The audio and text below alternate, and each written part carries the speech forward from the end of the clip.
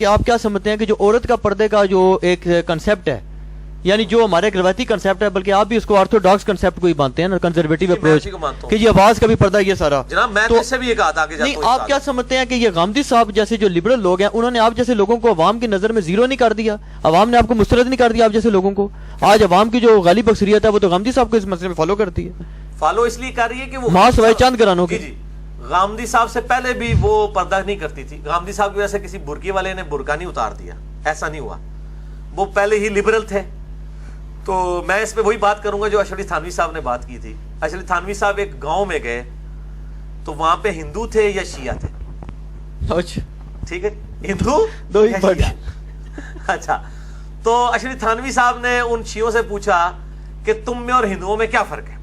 انہوں نے کہا کہ جی یہ 10 محرم کی نیاز نہیں دیتے، جلوس نہیں نکالتے، اور تازیانیاں نہیں نکالتے، اور ہم نکالتے ہیں. تو اشرف تھانوی صاحب نے پتا کیا کہا؟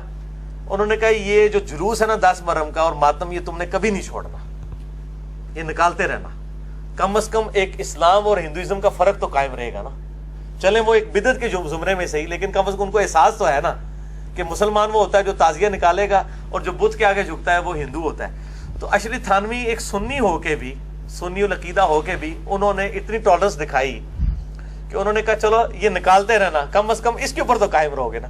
اب میں آپ کے اس سوال کے اوپر ہوتا ہوں جو آپ نے سوال کیا تھا، یہ عورت کا پردہ جو پردہ. ہاں، تو میں یہ کہتا ہوں کہ غامدی صاحب کی مہربانی ہے کہ جو بے پردہ عورتیں تھیں، جو پہلے ہی بے پردہ تھیں، ان کو بے پردہ ہی رکھا، اس کے بعد کم از کم نماز شروع کروا دی ہے. تعزیے تو نکال ہی رہی ہیں نا، وہ نکالتی رہے، ہم اس کے اوپر بھی خوش ہیں.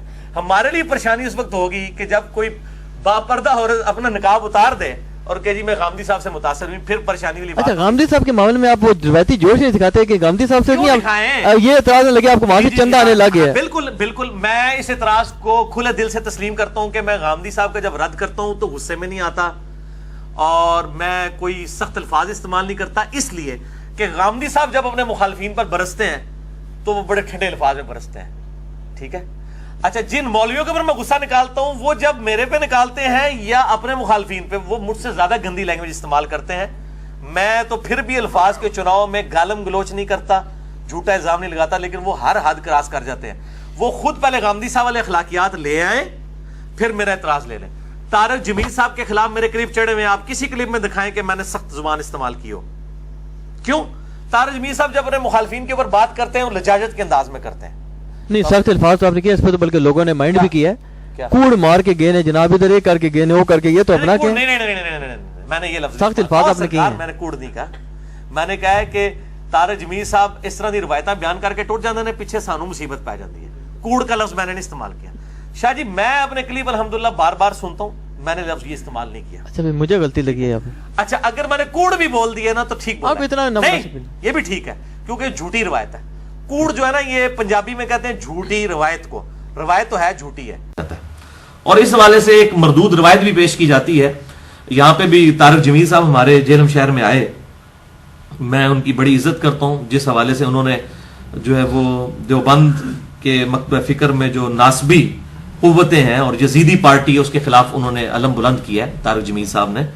لیکن وہ اپنی تقریر کے دوران بسا اوقات بالکل مردود قسم کی روایات بیان کر کے چلے جاتے ہیں، پیچھے مصیبت ساڑی جان نو پائی جاندی ہے. لوگ سانو پوچھ رہے ہوندے جناب دسو یہ روایت مطلب ٹھیک ہے کہ غلط ہے. تو انہوں نے بھی یہاں پر روایت بیان کی تھی کہ سیدہ فاطمہ سلام اللہ علیہا ورضی اللہ تعالی عنہا، انہوں نے اپنی وفات سے پہلے خود غسل کر لیا، اس کے بعد وہ بستر پہ لیٹ گئیں اور انہوں نے سیدنا علی سے کہا کہ مجھے غسل دینے کی ضرورت نہیں ہے، میں نے غسل کر لیا. تو پھر ان کو اسی طریقے سے جب وہ فوت ہوئی تو دفنایا گیا. انا للہ و انا الیہ راجعون. یہ روایتیں تو موجود ہیں دنیا میں جناب، قادیانیوں کی سپورٹ میں بھی جعلی روایتیں موجود ہیں. دنیا میں کوئی بھی مکتبہ فکر روایتوں کے بغیر نہیں چل رہا، لیکن اصول محدثین پر بھی دیکھا جائے گا وہ روایتیں ثابت بھی ہیں کہ نہیں. یہ بالکل جھوٹی روایت ہے، اصول محدثین پہ یہ ایکسیپٹیبل نہیں ہے کہ سیدہ فاطمہ نے خود یعنی کہ مرنے سے پہلے انہوں نے غسل کیا. یہ اگر کوئی اعزاز ہوتا تو امام کائنات سید الاولین والآخرین شفیع المذنبین رحمت للعالمین سیدنا و مولانا امام اعظم محمد رسول اللہ صلی اللہ علیہ وسلم کو حاصل ہوتا. لیکن آپ ابو داؤد کھول کر پڑھ لیں، ان کو بھی سیدنا علی نے غسل دیا ہے آپ صلی اللہ علیہ وسلم کو. تو سیدہ فاطمہ کو بھی غسل دیا گیا، بلکہ سیدہ فاطمہ کو تو غسل دیا ہے حضرت علی نے خود، مصنف عبد الرزاق میں موجود ہے. اور اسی سے یہ بات ثابت ہوتی ہے کہ فقہ حنفی کا یہ مسئلہ باطل ہے کہ جی وہ مرنے کے بعد نکاح ٹوٹ جاتا ہے, کوئی خامد اپنی بیوی کو ہاتھ نہیں لگا سکتا. سیدہ فاطمہ کو غسل خود سیدنا علی نے دیا ہے علیہم السلام. تو اس سے یہ بات ثابت ہوتی ہے کہ غسل دیا جا سکتا ہے. تو یہ جو معاملہ طارق جمیل صاحب نے بیان کیا یہ بالکل باطل ہے, ایسا کوئی معاملہ نہیں. اور اگر کوئی سپوز اس طریقے سے حادثاتی طور پہ غسل کر بھی لے اور اس کے بعد اس کی ڈیتھ ہو جائے, تب بھی اسے مرنے کے بعد والا جو غسل ہے وہ دیا جائے گا, وہ غسل ضرور ہوگا ہی, کیونکہ اس کا تعلق جو ہے وہ روح نکلنے کے بعد سے ہے نہ کہ پہلے سے. روح نکلنے سے پہلے کے احکامات ڈیفرنٹ ہیں, بعد کے ڈیفرنٹ ہیں. اب یہ غامدی صاحب کا جو ایک بہت بڑا جو علمی مسئلہ ہے نا وہ آ رہا ہے. یار غامدی صاحب کے اوپر سارے چڑھے ہوئے ہیں, باقی کتنے جے تواڈے؟ نہیں, یہ غامدی صاحب کا موقف بڑا عجیب سا ہے, کیونکہ آپ بھی اس کا مطلب ہے باقیوں کو تو آپ اس قابل ہی نہیں سمجھتے کہ شادی ڈسکس کریں, وہ تو ہے ہی ہے. نہیں, باقی چیزیں ڈسکس ہوگی نا. غامدی صاحب نے ایک عجیب و غریب بات یہ کی ہوئی ہے, وہ کہتے ہیں جی کہ یہ جو پوری دنیا میں جو ہمیشہ سے مسلمان کوشش کر رہے ہیں نا خلافت کی, ایون کہ اینڈ کے اوپر بھی تو ہمارا کنسیپٹ یہ ہے نا خلافت ہوگی, محمد علیہ السلام آئیں گے. وہ کہتے ہیں جی یہ آپ کا کام ہی نہیں, اس کی ٹینشن لینا آپ کا کام ہی نہیں, آپ کا میکسیمم کام یہ آپ دعوت کا کام کریں.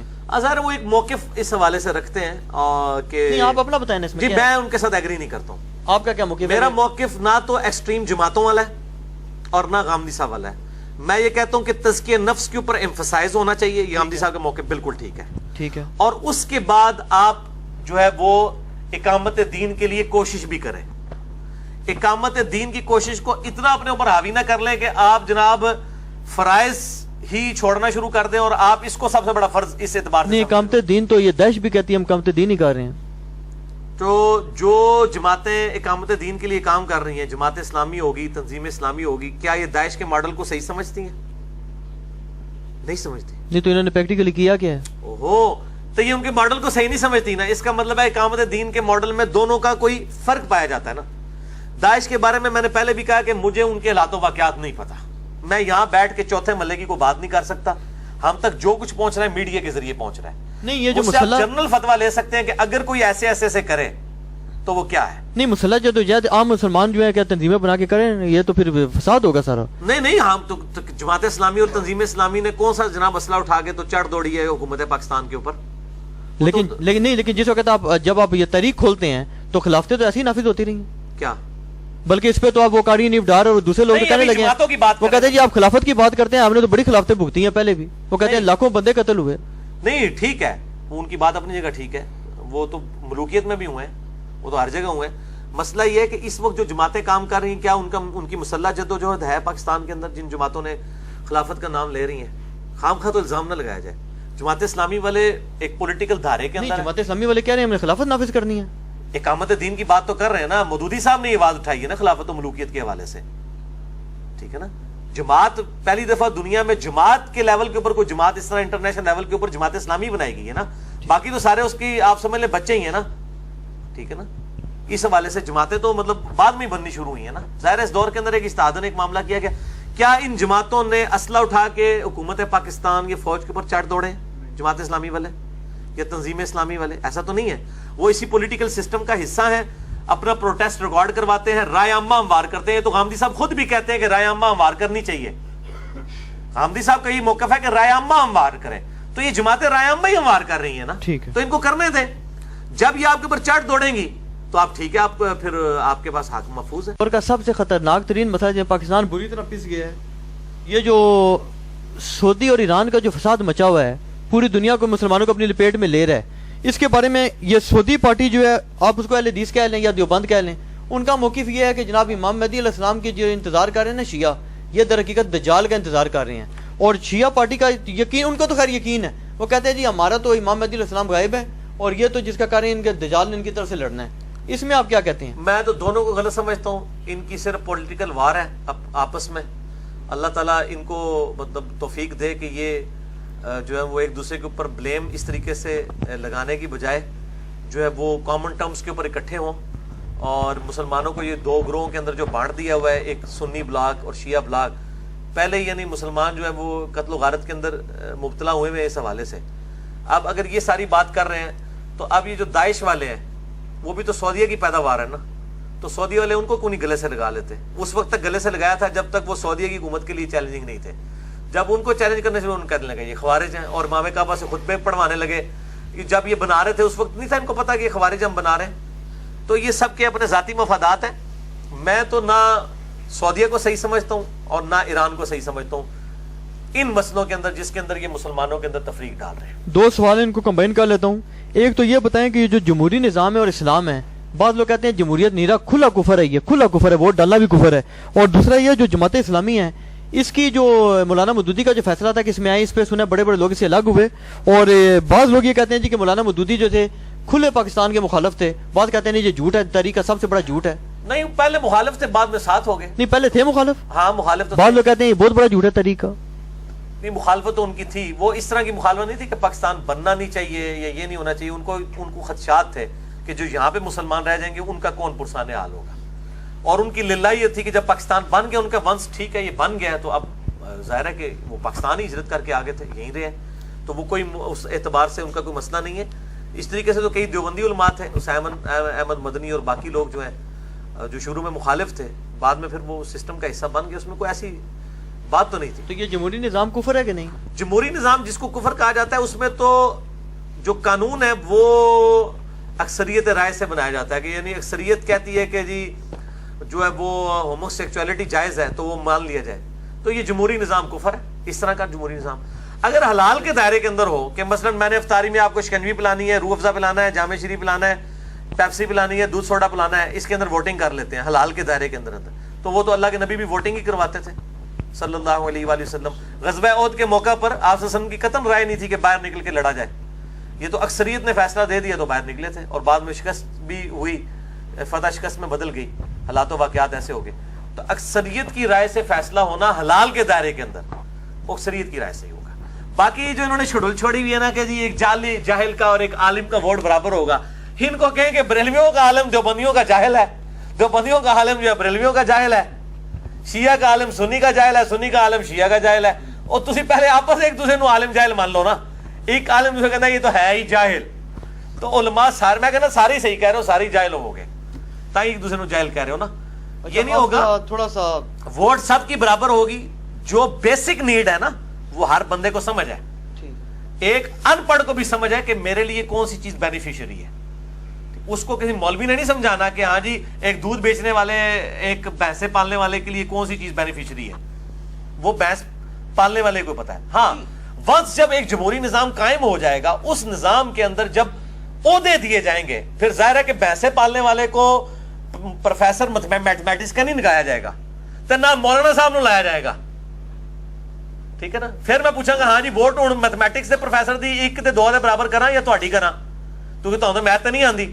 اس طریقے سے ایک عالم دین جو دین سکھا رہا ہوگا وہاں پہ پوسٹ کو لگا، اس حساب سے تو پھر جس کی پوسٹ ہوگی اس کو ملے گی. ووٹنگ میں تو ظاہر ہے ایک جو ہے نا دودھ دہی والا کرنے والا ایک بندہ کہے گا جی میں گڈریا ہوں، اور انبیاء کی سنت جو ہے وہ بھیڑ بکریاں پالنا ہے. عالم دین جو ہے یہ تو ہمیشہ ہماری بھیڑ بکریوں کا دودھ ہی ہم سے مفت پہ جبراتوں پہ لے کے تو اپنا گزارا کر رہا ہے. میری ووٹ جو ہے عالم دین کے مقابلے میں 2 کے برابر ہونی چاہیے، تو دیو، پھر 2 کے برابر کرو دی، پھر وہ دعویٰ صحیح ہے. اگر وہ کہتا ہے علم کے اوپر تو وہ اسے علم سے پوچھیں گے تو پھر کہیں گے ہاں جی بریلویوں کے علماء کی ووٹ کتنے کے برابر ہو، دیوبندیوں کی، اہل حدیث کی، شیعہ کے، وہ اپنے تو کہیں گے، باقی صاحب تو کہیں گے 0.